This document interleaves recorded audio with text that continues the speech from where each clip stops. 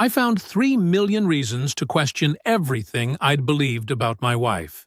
My name is Gabriel Brooks, and I'm 35 years old. I wake up each morning in a small apartment that still doesn't feel like home, surrounded by boxes I can't bring myself to unpack. Renee Brooks, my wife of 7 years, handed me divorce papers across our kitchen island with the same casual ease she once passed the salt. My throat tightened as I realized the woman I'd supported through medical school, whose ER shifts I'd accommodated, whose dreams I'd helped build, had been calculating her exit while hiding a lottery fortune. The $3 million she concealed wasn't just money. It was premeditated betrayal filed under her maiden name, Morgan. I didn't crumble when I discovered her deception. I gathered evidence instead.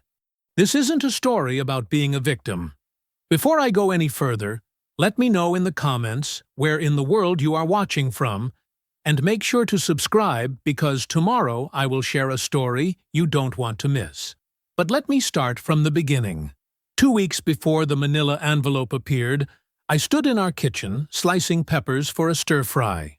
The rhythmic chop of the knife against the cutting board echoed through our craftsman home, the one we'd spent 3 summers restoring together. The evening sun cast long shadows across the hardwood floors. I'd refinished myself, turning the grain golden. "Dinner in 15, I called over my shoulder. Renee sat at the breakfast nook, her blonde hair pulled back in a messy bun, scrolling through her phone. She didn't look up. Her phone buzzed again, and she turned it face down. "Everything okay?" I asked, tossing the peppers into the sizzling wok. She glanced up, blinking as if she'd forgotten I was there. "Yeah, just work stuff. The ER's been crazy this week." I nodded, accepting the explanation because that's what you do when you trust someone, when you've built a life around that trust. The memory of her face when we'd finished the kitchen remodel flashed through my mind. Her pride as she ran her hand along the countertop we'd installed together. Where had that woman gone? "Want to talk about it?" I tried again, sliding a glass of wine toward her. "There's nothing to talk about, Gabriel." She didn't touch the wine. "I'm just tired." We ate in silence that night, the space between us at the table feeling wider than the actual distance. Remember how silence used to be comfortable? How you could be quiet together and it felt like belonging? This wasn't that kind of silence. 2 weeks later, I heard her car in the driveway earlier than expected. The front door opened, and Renee walked in wearing charcoal slacks and a crisp white blouse, clothes for a meeting I knew nothing about. Her hair was perfectly styled, not a strand out of place. Scout, our mutt, trotted to greet her, but she barely acknowledged him. "You're home early," I said, wiping my hands on a dish towel. I'd been fixing the leaky shower head in the guest bathroom. Another item crossed off our endless home improvement list. She set her purse on the kitchen island and pulled out a manila envelope. Without a word, she slid it across the marble surface we'd picked out together at a salvage yard in Portland. "What's this?" I asked, though some part of me already knew. "It's over, Gabriel." Her voice was flat, emotionless. "I want a divorce." The room seemed to tilt sideways. "What? Where is this coming from? I've been unhappy for a long time." She wouldn't meet my eyes. "I think we should talk about terms." "Terms?" I felt like I was drowning in my own kitchen. "Shouldn't we talk about what's wrong first? We could try counseling." "Talking never changes who you are," she cut in, her chin lifted slightly, defiant. "That's the problem." My chest tightened. What does that mean? "Who I am. Predictable. Small," she said, the words precise and cutting. "I need more than this." "Small?" The word hit like a physical blow. "Small built this house, Renee. Small paid off your car." "And I'm grateful," she replied, voice icy. "But I refuse to be stagnant here." "Stagnant? We renovated this place together. We have plans. Your plans." She folded her arms. "Your vision of what our life should be." I felt my temper rising. "That's not fair." Everything I've done has been for us. That's exactly it. You decide what's best for us without asking what I want. I've always asked. You just never say anything until it's too late. The argument spiraled. 10 rounds of the same fight, me demanding a real explanation, her dodging with vague accusations. Scout retreated to his bed in the corner, sensing the tension. "I won't beg you to stay," I finally said, voice hoarse. She smirked slightly. "Good. That smile. I'll never forget it. Cold satisfaction, like she'd been waiting for this moment." I signed the papers that night, pride and a tired heart making me agree to terms any lawyer would have advised against. Clean break? No alimony either way. The house to her. Joint custody of Scout. Later that night, I lay awake on the couch, unable to face our bedroom.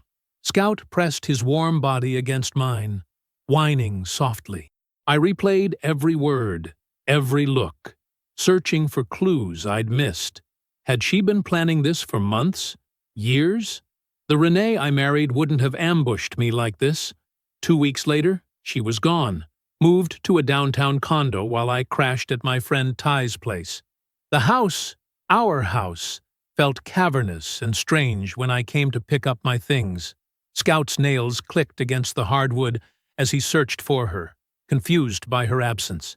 I stood in our kitchen, her kitchen now, and wondered what secret had made her so determined to cut me loose. What had changed so drastically that she couldn't even try to fix us? I didn't know it then, but I'd find 3 million answers soon enough. I woke up the next morning on Ty's couch with a crick in my neck and the taste of yesterday's betrayal still bitter on my tongue. The ceiling wasn't mine. The coffee maker gurgling in the kitchen wasn't mine. Nothing was mine anymore except my clothes and the crushing weight of what had happened. "Morning, man." Ty handed me a mug of coffee, mercifully black and strong. "You sleep at all?" "Not really." I sat up, rubbing my face. "Thanks for letting me crash. Stay as long as you need." He clapped my shoulder. "We'll get your stuff moved in today." My stuff. Right. The remnants of my life packed into boxes and duffel bags. Renee had graciously allowed me to collect my personal belongings from what was now her house. The house I'd spent weekends refinishing. The house with the back deck I'd built with my own 2 hands. After breakfast, we drove to the house in Ty's truck. Renee's car wasn't in the driveway, which was a small mercy. She'd texted that she'd be out until evening, leaving the front door unlocked for me. Scout came bounding up when I walked in, his whole body wiggling with excitement. At least someone was happy to see me. "Hey, buddy." I knelt down to rub behind his ears. "Miss me?" We worked quickly, loading clothes, books, and a few pieces of furniture I'd owned before we married. My tools from the garage, family photos. It felt like stealing from myself. "You sure you want to leave the grill?" Ty asked, eyeing the Weber on the patio. "Wedding gift. Not worth the fight." I was picking my battles, and outdoor cooking equipment wasn't the hill I wanted to die on. Scout watched us with worried eyes as we carried boxes out. I'd be back for him in a few days, once I'd settled in somewhere. The custody arrangement was simple, alternating weeks, like divorced parents with a child, except our child had 4 legs and a tail. The next week passed in a blur. I went to work, came home to Ty's, scrolled through apartment listings, and tried to remember what normal felt like. Scout spent the first week with Renee, and I felt his absence like a physical ache. My routine was gutted, hollowed out. No one to cook for. No one to talk to about my day. Just me and the echo of what used to be. When Friday finally rolled around, I drove to Renee's to pick up Scout for my week. She answered the door looking tired but put together. "He's been whining at night," she said, handing me his leash. Not, "Hello," not, "How are you?" Just straight to Scout's behavior. "He'll adjust," I said, not adding that he wouldn't be whining if she hadn't blown up our lives. Scout leapt into my truck, tail wagging frantically. Later that afternoon, I checked my new P.O. box. I'd set it up the day after signing the papers, having mail forwarded from the house, bills, bank statements, a card from my mother, who still didn't know about the divorce. At the bottom of the stack was a thick envelope with an official-looking logo, State Lottery Commission. Probably junk mail, I thought.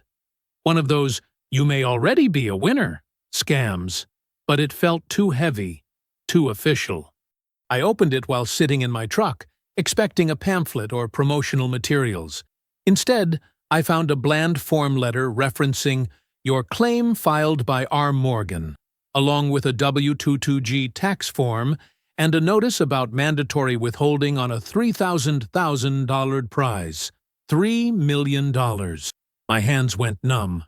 R. Morgan. Renee Morgan. Her maiden name. I checked the date on the form. The claim had been filed just days before she served me with divorce papers. The pieces clicked into place with nauseating clarity. The sudden divorce, the rush to settle quickly, the smirk when I signed away my rights without a fight. She'd won the lottery and didn't want to share. I sat in my truck, Scout whining softly beside me as rage and disbelief battled for dominance. During our divorce proceedings, we'd both signed financial disclosure forms under penalty of perjury, swearing we'd listed all assets. She had lied, deliberately, calculatingly lied. That night, pacing the limited confines of Ty's living room, I called my sister. "Megan, you're not going to believe this." My voice shook as I explained what I'd found. "That calculating bitch," Megan breathed when I finished. "Gabe, you need to fight this. Now." I signed the papers. The divorce is final. So what? She committed fraud. She hid assets from the court. Megan's voice rose with indignation. "You either let this become the story of how she took everything, or you make it the story of how you took it back." I looked down at the Lottery Commission envelope, my hand tightening around it until the paper crumpled. "If I fight, it's going to get ugly," I said quietly. "It's already ugly, Gabe. The question is whether you're going to let her get away with it." Scout nudged my leg, sensing my distress. I scratched behind his ears, feeling something shift inside me. The numbness of betrayal was burning away, replaced by a steady, focused heat. "No," I said finally. "No, I'm not." I called Sharon Patel's office first thing the next morning. Her secretary seemed ready to give me the standard 2-week wait until I mentioned hidden lottery winnings and divorce fraud. My appointment materialized within the hour. Sharon's office sat on the 3rd floor of a converted brick building downtown. The waiting room smelled like fresh coffee and lemon polish. Professional, understated. Like Sharon herself when she came to greet me. Mid-40s, tailored navy suit, handshake firm but not aggressive. "Mr. Brooks," she said, leading me back to her office, "lottery fraud isn't something I hear every day." "Call me Gabriel," I said, settling into the leather chair across from her desk. And I wish I wasn't saying it. I slid the lottery documents across her desk like playing a trump card. Sharon examined them methodically, her expression unchanging except for a slight narrowing of her eyes. $3 million, she said finally. "And the claim was filed how long before she served you with divorce papers?" 4 days. And we finalized everything within 3 weeks. She was pushing for speed the whole way. Sharon placed the documents in a neat stack, then folded her hands on top of them. "What you're describing is textbook fraud on the court, Gabriel. When parties divorce, they're required to make full financial disclosures under oath. Hiding assets is perjury, but the divorce is final. Signed, sealed, delivered. That doesn't matter. Courts can set aside judgments obtained through fraud. We file a motion to vacate the property division based on these concealed assets." I felt something inside me harden, like cement setting. "What do we need to do?" Sharon outlined the process with surgical precision. First, file the motion to set aside the judgment. Then, discovery. Subpoenas to the Lottery Commission, bank records, depositions, Build the paper trail. We need to prove she knew about the winnings before the divorce was final, Sharon explained, and that she deliberately concealed them during the disclosure process. And if we can prove it, the court can not only reopen the case, but potentially award you the entire concealed asset as a sanction. Judges don't appreciate being lied to. For the first time in weeks, I felt like I could take a full breath. How long will this take? Months, possibly. And it will get ugly. Are you prepared for that? I thought about Renee's smirk when I signed those papers. Yes, absolutely yes. That evening, Ty and I sat at his kitchen table with a stack of bank statements I'd pulled from my files. Scout dozed under the table, occasionally sighing in his sleep. "What exactly are we looking for?" Ty asked, flipping through pages. "Anything unusual? Large withdrawals? Transfers to accounts I don't recognize?" We worked silently for an hour before I found it. "Here," I said, highlighting a line with a yellow marker. $9,000 in cash.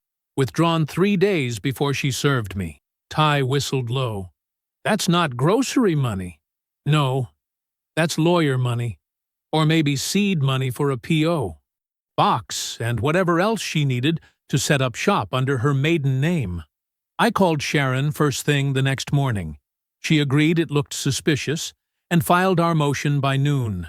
The court scheduled a hearing with Judge Carver for the following month. "Evidence, not emotions," Sharon warned me after our initial appearance. "Judge Carver made that very clear. He'll hear our arguments, but he wants facts, not feelings." Facts meant work. While Sharon prepared subpoenas for the Lottery Commission, I tracked down the store where Renee had purchased the ticket. Dell's Market on Linden, a place we'd shopped at for years. I recognized Mrs. Delgado behind the counter, gray hair tucked under her usual hairnet. "Gabriel," she said, smiling. "I haven't seen you in weeks. How are you and Renee?" The question stung, but I forced a smile. "Actually, Mrs. Delgado, Renee and I are divorced now." Her hand flew to her mouth. "Oh, I'm so sorry. Do you remember Renee coming in to claim a lottery ticket? It would have been about 6 weeks ago." Mrs. Delgado's eyes widened. "The big winner? That was Renee?" "Of course I remember. She was shaking so hard she knocked over the display of gum by the register. I had to help her fill out the form." My heart hammered against my ribs. "You're absolutely sure it was her?" "Of course. I've known you two for years." She seemed nervous, said something about not telling anyone yet. "I assumed she meant it was a surprise for you." "Some surprise." Mrs. Delgado agreed to provide a written statement, though Sharon later warned me it might be considered hearsay in court. Still, it was another piece of the puzzle, another brick in the wall we were building. That night, I found myself driving past Renee's downtown condo. Lights glowed in the windows. Was she in there, counting her millions? Planning her new life while mine lay in ruins? I gripped the steering wheel until my knuckles whitened. Words weren't enough. Paper trails weren't enough. I needed to see her face when I confronted her with what I knew. I needed her to know that I knew. I parked across the street from Renee's building and sat there for several minutes, my heart pounding.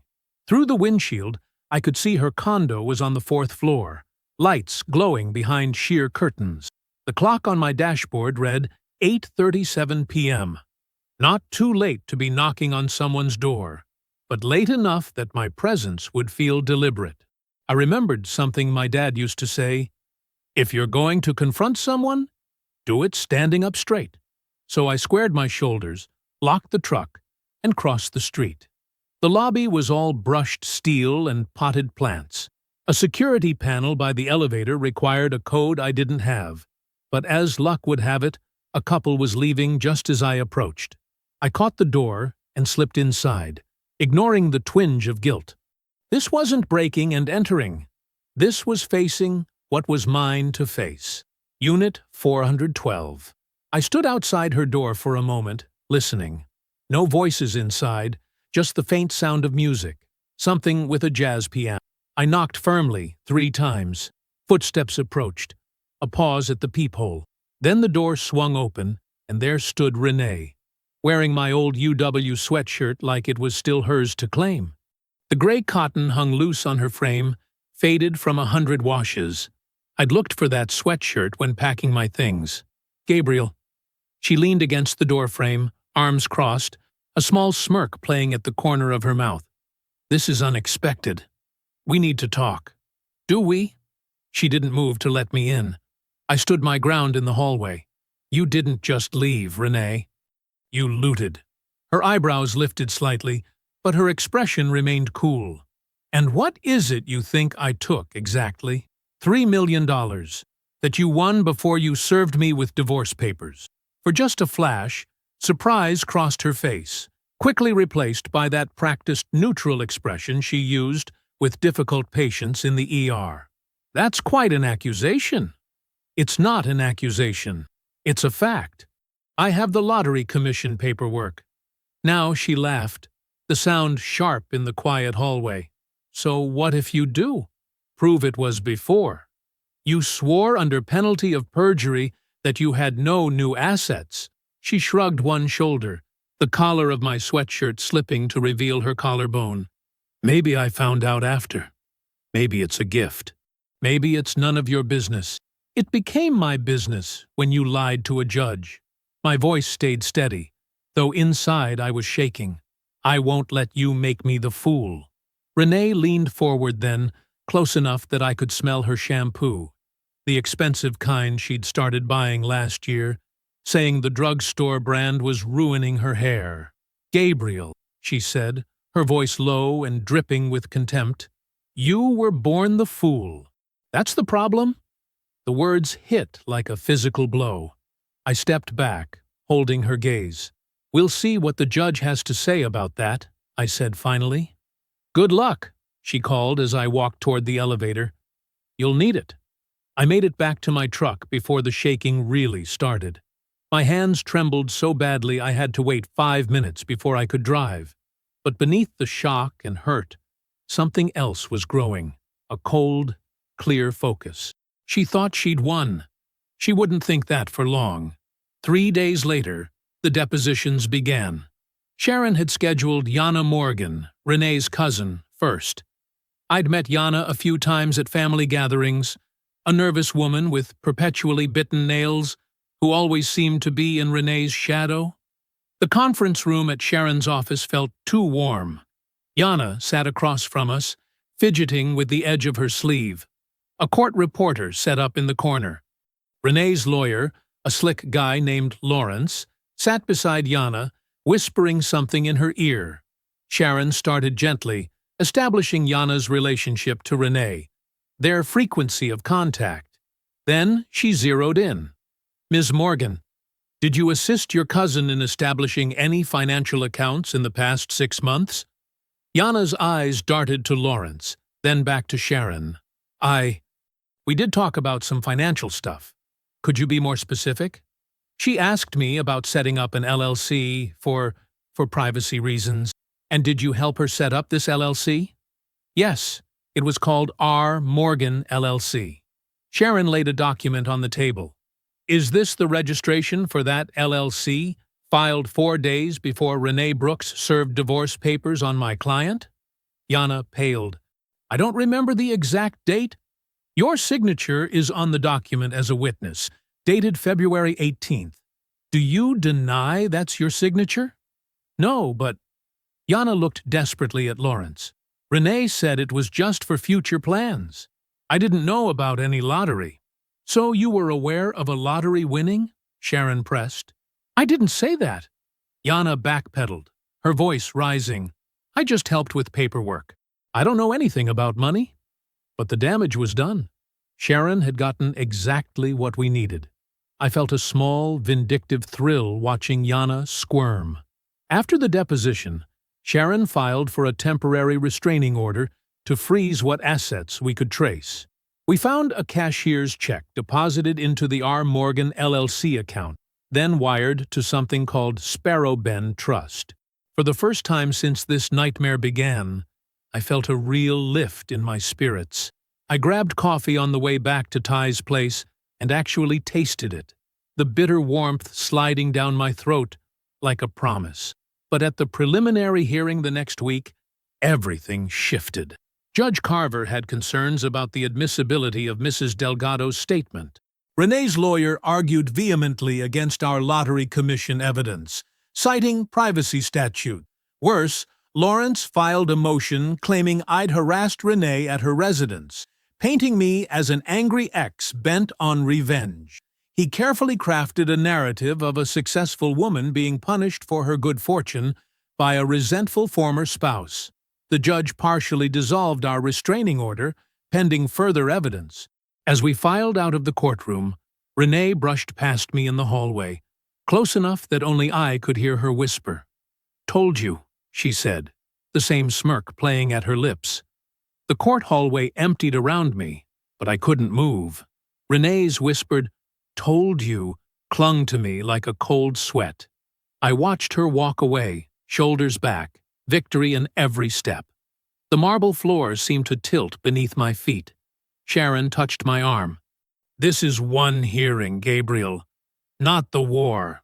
I nodded mechanically, but her words felt hollow. We'd just watched Judge Carver exclude our strongest evidence and partially lift the restraining order on Renee's accounts. $3 million was slipping through my fingers, while Renee's lawyer painted me as some vindictive ex. The drive back to Ty's place passed in a blur. Rain started falling, matching my mood, streaking the windshield faster than the wipers could clear it. I pulled into the apartment complex parking lot, but couldn't bring myself to go inside. Ty would ask how it went. He'd try to be encouraging. I couldn't face it. Instead, I sat in my truck, hands still gripping the steering wheel, and finally let go. The first sob caught in my throat, like it was stuck on barbed wire. Then another came, and another, until I was doubled over, forehead pressed against the wheel, shoulders heaving. All those years together, building that house, the way she'd curl against me during thunderstorms, the Christmas we painted the living room and ended up with more paint on each other than the walls, all of it, gone. Replaced by that cold, calculating stranger who looked at me like I was nothing.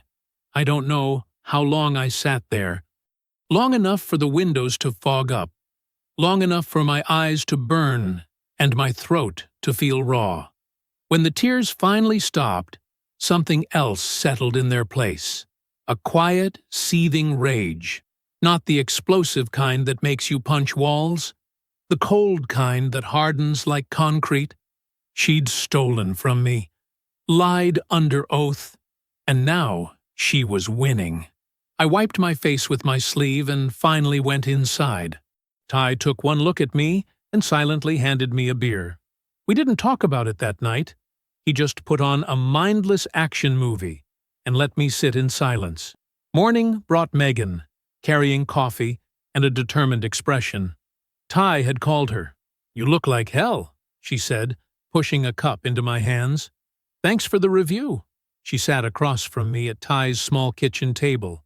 "One bad day doesn't mean you're beaten." "You weren't there," I said. "Her lawyer is good. The judge is skeptical. And Renee—" I couldn't finish the sentence. "And Renee what? Has always been better than you? Smarter?" Megan leaned forward.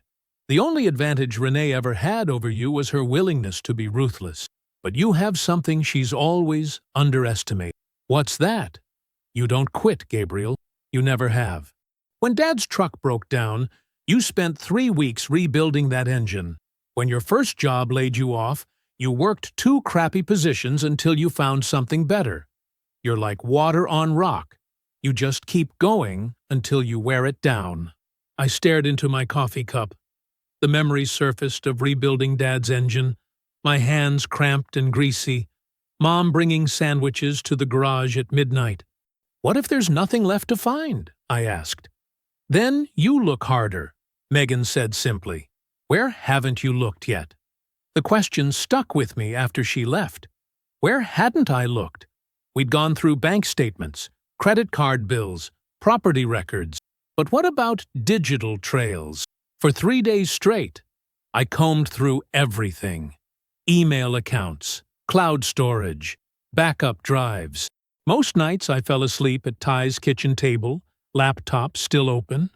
On the fourth day, around 2 a.m., I was scrolling through my cloud storage when I noticed a folder labeled Home Scans. Our printer at the house had always defaulted to scanning to my cloud account, something I'd set up years ago and forgotten. I clicked through months of utility bills and junk mail we'd scanned for records. Then I saw it. A file dated February 15th, exactly 4 days before Renee served me divorce papers. My hand froze on the mouse. I double-clicked, holding my breath. The scan loaded, a lottery claim form. At the bottom, in Renee's neat handwriting, Renee Morgan. Above it, the prize amount, $3,000. Holy shit, I whispered. I scrolled further. The same batch contained scanned emails between Renee and someone named Marcus Terrell, identified as a financial advisor assigned by the State Lottery Commission. They discussed discrete management options and asset protection strategies. My heart pounded against my ribs. The metadata was right there. Date, time, source device. Our home printer scanning to my cloud. 4 days before she ended our marriage.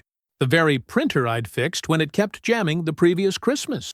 I printed everything, hands shaking so badly I dropped the pages.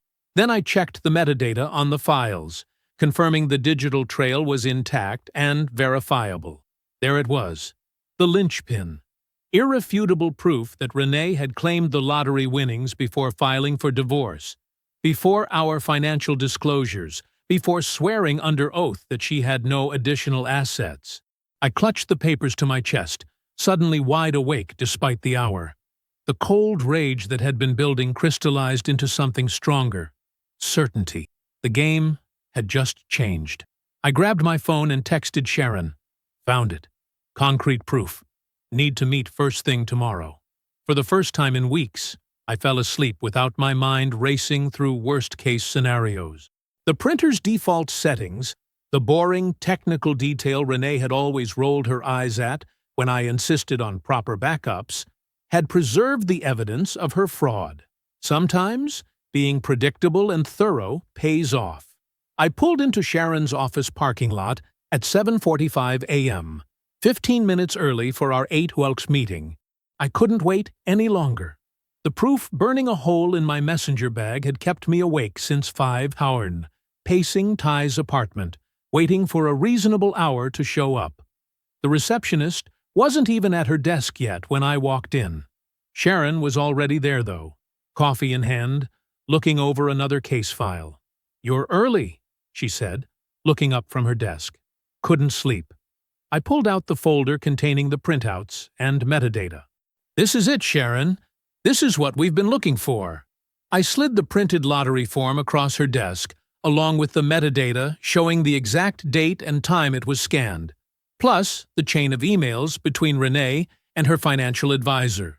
Sharon examined each document carefully, her expression shifting from professional interest to something I hadn't seen before. Genuine excitement. "You found this in your cloud storage?" she asked, tapping the timestamp on the metadata printout. "Our home printer defaulted to scanning to my account. Renee must have forgotten or never realized. 4 days before she served me, she scanned this form." Sharon leaned back in her chair, a slow smile spreading across her face. "Gabriel, this is exactly what we needed.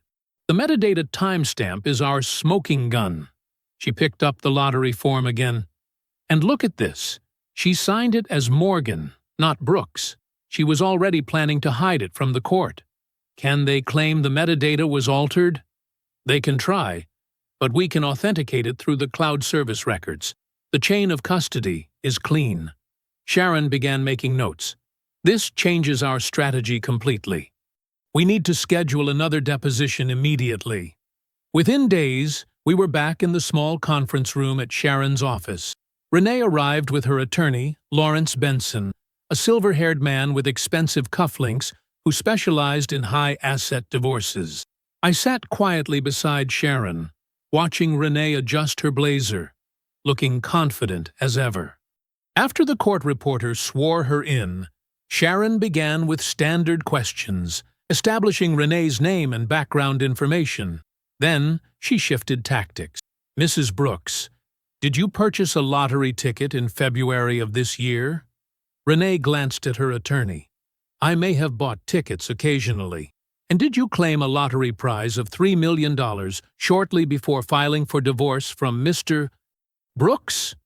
I don't recall the exact timeline, Renee said, her voice steady.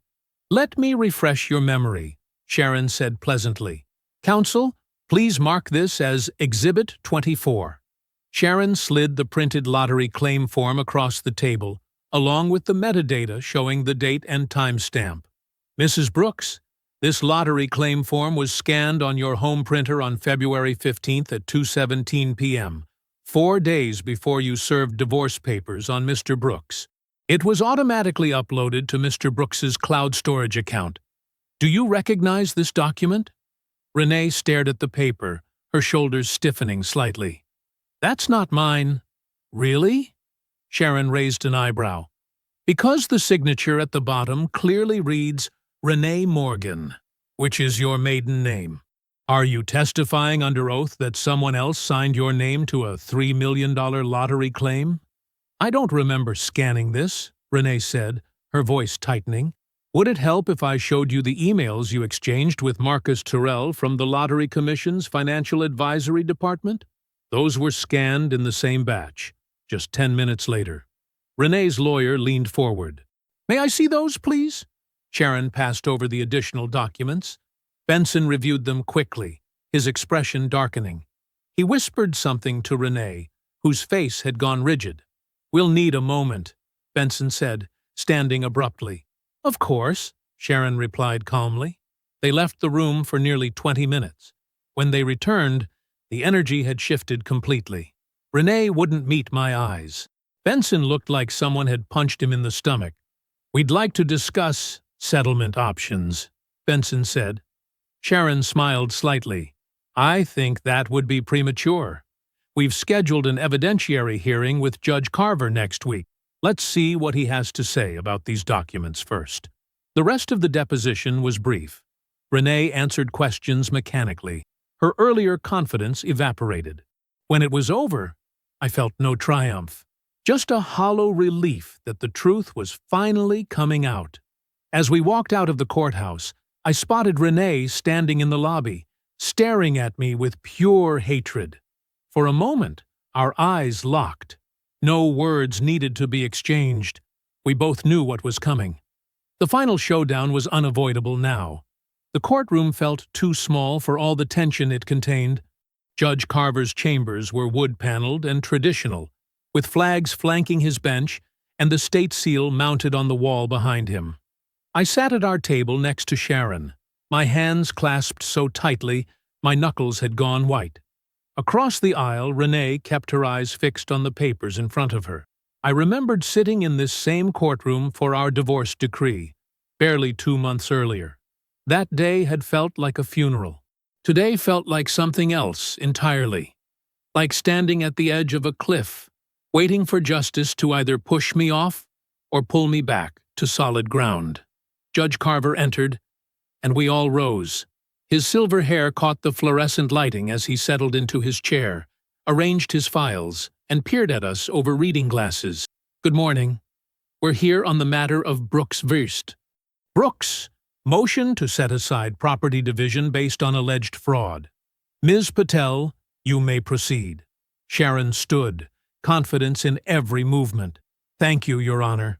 The evidence will show that Mrs. Brooks deliberately concealed a $3 million lottery win from both Mr.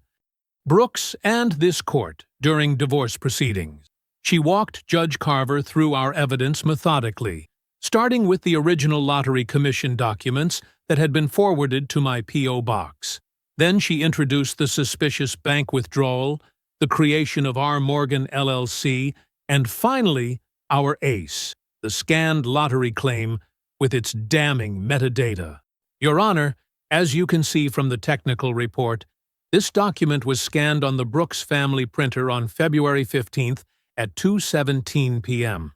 The scan automatically uploaded to Mr. Brooks's cloud storage account, where it remained untouched until discovered during our investigation. She displayed the chain of custody documentation, showing how we'd verified the file hadn't been altered. 10 minutes after scanning the claim form, Mrs. Brooks also scanned this email from Marcus Terrell, a financial advisor assigned by the Lottery Commission. The timestamp and metadata confirmed these documents were scanned as a batch, 4 days before Mrs. Brooks served divorce papers. Renee shifted in her chair. I caught her glancing at me once, quickly, before looking away. When Sharon presented the LLC documents and the transfers to Sparrow Bend Trust, Judge Carver leaned forward, studying the paper trail of Renee's deception. His expression remained neutral, but his eyes narrowed slightly. "And Mrs. Brooks testified in this court, under oath, that she had disclosed all assets?" he asked. "Yes, Your Honor. The financial disclosure forms are Exhibit C in your packet." Mrs. Brooks signed on March 3rd, swearing she had provided complete information about all assets. Benson rose for Renee's defense, but I could tell his heart wasn't in it. He argued weakly that the lottery win could be considered separate property since Renee had used her maiden name, but Judge Carver cut him off. "Counsel, the ticket was purchased during the marriage with marital funds. The name used to claim it doesn't change its legal character." Judge Carver removed his glasses. "More concerning is the deliberate attempt to conceal the asset from the court." Judge Carver studied the documents for several long minutes, the courtroom silent except for the soft hum of the air conditioning. I felt a bead of sweat roll down my back, despite the cool room. Finally, he looked up. "The evidence is clear and compelling. I find that Mrs. Brooks knowingly concealed a substantial marital asset, both from Mr. Brooks and from this court. She signed sworn financial disclosures that were materially false.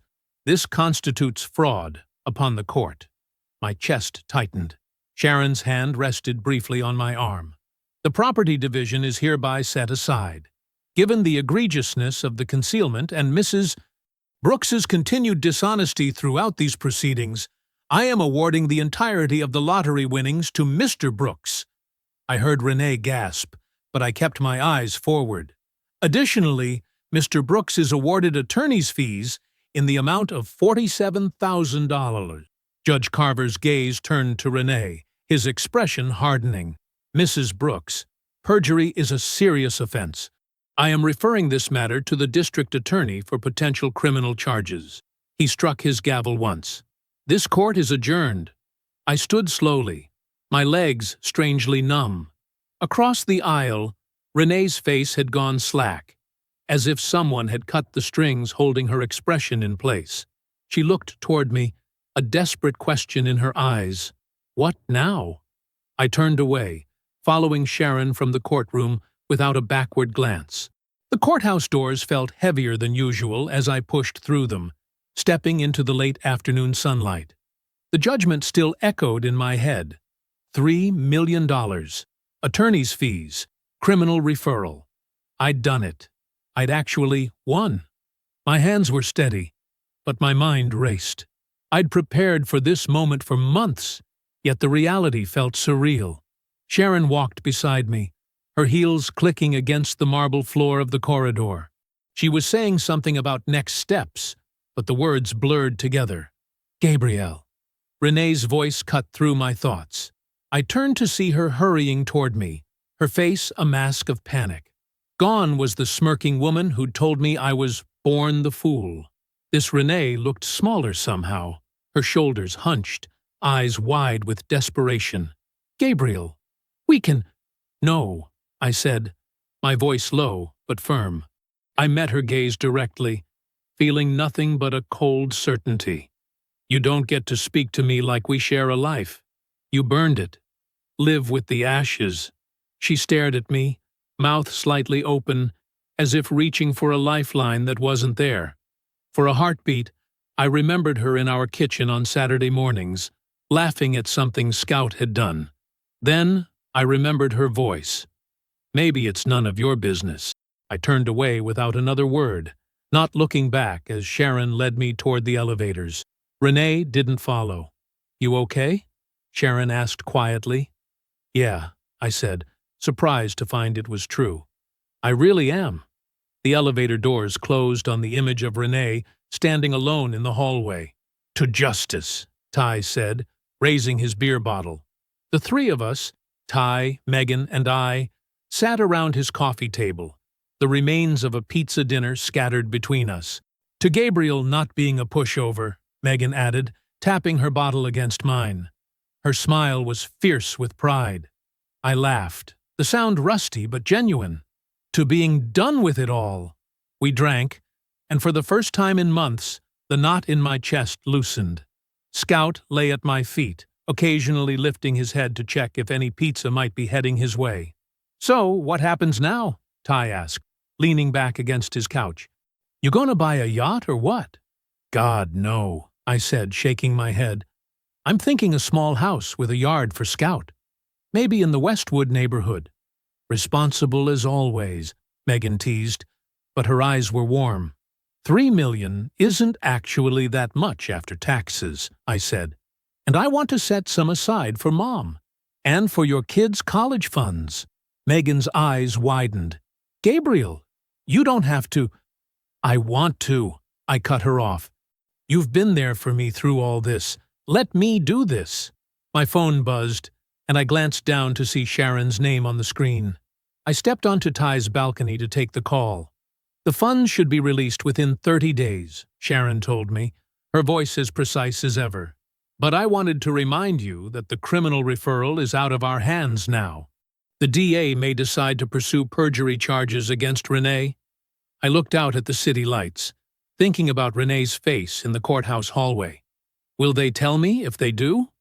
They'll likely contact you as a witness, but it's their decision whether to prosecute. After we hung up, I stayed on the balcony, letting the cool evening air wash over me. I didn't feel vindictive joy at the thought of Renee facing criminal charges, just a quiet certainty that actions had consequences, and hers had finally caught up with her. When I went back inside, Megan was telling Ty about a house for sale near her that might be perfect for me. I listened, smiling at her enthusiasm, imagining Scout running in a backyard of his own. I think I might actually sleep tonight, I told them. First time in months. Later, as Ty and Megan cleared the bottles and plates, I watched Scout sleeping at my feet, his chest rising and falling peacefully. The sight filled me with a strange calm. He'd been caught between us through all of this, sensing the tension but never understanding it.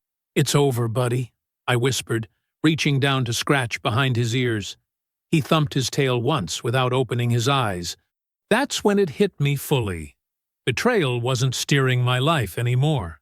Justice had stepped in, but even that would soon fade into the background. What remained would be mine to build. A new home, quiet evenings, decisions made without the shadow of deception hanging over them. 6 weeks after the judgment, I stood in an empty living room, sunlight streaming through bare windows. My new house wasn't big. 3 bedrooms, modest kitchen, nothing fancy. But it was mine. The realtor had just handed me the keys and left, and for a moment, I just stood there, breathing in the possibility of the space. Scout pulled on his leash, eager to explore. Hold on, buddy, I laughed, unclipping him. It's all ours. He took off, nails clicking on the hardwood as he investigated every corner. I followed him to the sliding glass doors leading to the backyard, the feature that had sold me on the place. The previous owners had installed a 6-foot privacy fence around a square of green lawn dotted with 2 mature maple trees. I unlocked the door, and Scout shot past me like he'd been waiting his whole life for this moment. I watched him bound across the grass, sniffing everything, rolling in a patch of clover, then racing in circles just because he could. His joy was contagious. I sat on the back step, letting the spring sun warm my face, thinking about how different things looked from where I sat now compared to 4 months ago. That afternoon, I drove to my mother's house across town. She greeted me at the door with a hug that smelled like the same lavender soap she'd used my entire life. "Come in, I made your favorite cookies," she said, ushering me inside. We sat at her kitchen table, the same one I'd done homework on as a kid, and I slid an envelope across to her. "What's this?" she asked, picking it up. "Open it." Inside was the receipt for the payoff of her mortgage, all $127,856.32 of it. She stared at it, then at me, her eyes filling with tears. "Gabriel, you didn't have to. I wanted to," I said, reaching for her hand. "You worked 2 jobs after Dad left to keep this roof over our heads. Let me give you this." She wiped her eyes with the back of her hand. "I don't know what to say." "You don't have to say anything. Just enjoy not having a mortgage payment anymore." Later that week, I met Megan for coffee. I handed her a folder containing the details of the college funds I'd set up for her 3 kids. She flipped through the pages, shaking her head in disbelief. "This is too much," she protested. "It's exactly right," I countered. "They're my only niece and nephews, and I wouldn't have gotten through this without you." Megan reached across the table and squeezed my hand. "I still think you should quit that job and travel the world or something." I laughed. "And do what when I get back?" "I like my job, the routine of it." I paused, remembering Renee's words. "It might be predictable, but that's not a bad thing." "You're a good man, Gabriel Brooks," Megan said softly. "Don't let anyone tell you different again." I kept working at the engineering firm, despite my colleagues' jokes about why I still showed up after the lottery win. The structure felt right. The money didn't change who I was, just removed the pressure that had been crushing me. 3 months after the judgment, I was at the county building filing paperwork for property taxes when I saw her. Renee stood at the payment counter, hair pulled back so tightly it looked painful, arguing with a clerk about payment plans. I ducked behind a column, watching as she gesticulated, her voice rising enough that others turned to look. She looked thinner, the tailored clothes replaced by jeans and a plain shirt. I'd heard through mutual friends that the DA had indeed pursued perjury charges. She'd plea bargained to avoid jail time, but the fines had been substantial. The downtown condo, the one she'd been so proud of, was now a rental property she couldn't afford to keep. I slipped out before she could see me, feeling nothing but a dull ache where blazing anger used to live. That night, Ty and his new girlfriend came over for dinner. As we sat on my back deck watching Scout chase fireflies, Ty's girlfriend asked the question people often did now. "Do you miss her?" I considered it honestly before answering.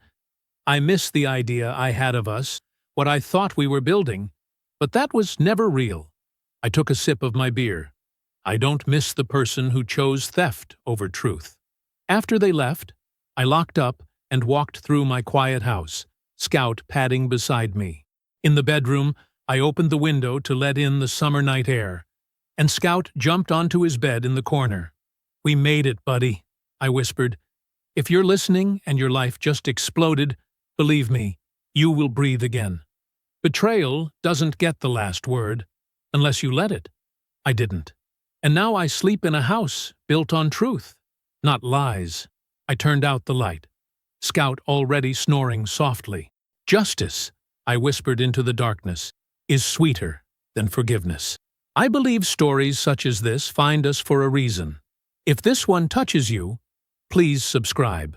I share a new one every day. In the meantime, there are 2 stories on the screen that are even better.